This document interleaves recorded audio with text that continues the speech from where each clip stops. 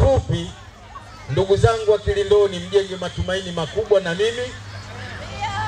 Naomba mniamini. Naomba tuvunje yote makundi, tuhakikishe tunaijenga Kilindoni yetu.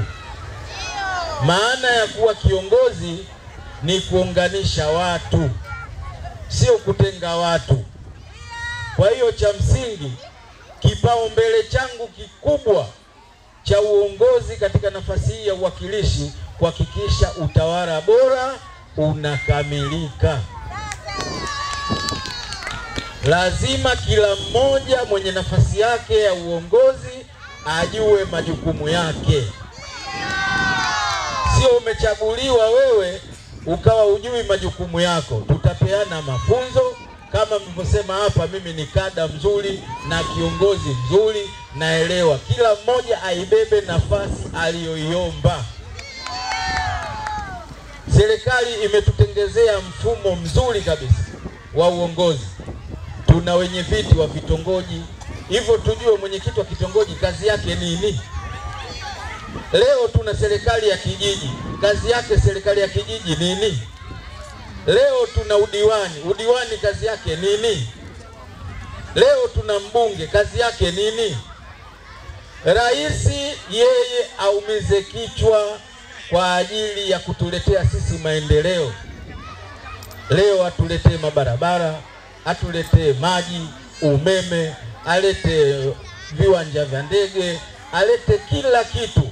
Aumize kichwa tena mbunge mwakilishi anaenda kutuombea vitu ambavyo hivi tunavyoviona, tunavyovisifia. Basi na sisi kama madiwani tukae tena, aje kiongozi kutoka ngazi ya juu kuja katika kata yetu ya Kilindoni, mwananchi akawa ananyoosha kidole kuuliza swali au kutoa kero ambayo tunaweza kuitatua sisi wana Kilindoni. Leo mtu ataonyesha kidole kwa kiongozi ambao mwenyekiti wa kitongoji anaweza kulitatua lile. Leo serikali ya kijiji inaweza kulitatua lile, kwa sababu serikali ya kijiji ni serikali na ina kamati zake 3. Kuna kamati ya maendeleo ya jamii. Tuiulize hii kazi ya maendeleo ya jamii kazi yake nini au jina. Lakini tuulize kamati ya ulinzi kazi yake nini. Lakini tuulize kamati ya fedha kazi yake nini. Leo katika nafasi ya udiwani ni wawakilishi, unapoiona halmashauri ya wilaya ndivyo ilivyo ODC katika uongozi huu wa udiwani katika kata. Kata tunaye mtendaji kata, sawa sawa na kazi anazozifanya mkurugenzi, yeye ndio mwakilishi wake. Lakini tumepewa wataalamu tunao ambao wa idara zote kama zilivyo halmashauri na kwenye kata tunao, mpaka polisi kata tunaye. Leo tuna mabaraza ya ardhi ya kata ya vijiji. Leo tuna kamati mpaka za shule tunazo. Iweje tushindwe aje kiongozi wa ngazi ya wilaya au mkoa kuja kusikiliza kero, mwananchi akaonesha kidole kusema mbuzi wangu amekula miogo sijui hivi. Kwa hiyo hayo mimi kwangu nayapa kipaumbele. Nawaambia wananchi wa Kilindoni, kila mmoja atabeba jukumu lake. Tunataka tumuone afisa maendeleo ndio mtaalamu tunomtegemea, amepewa idara, ameajiriwa na halmashauri yetu, basi tuone matunda yake. Leo tunakuja katika kijiji kuna kamati ya maendeleo ya jamii.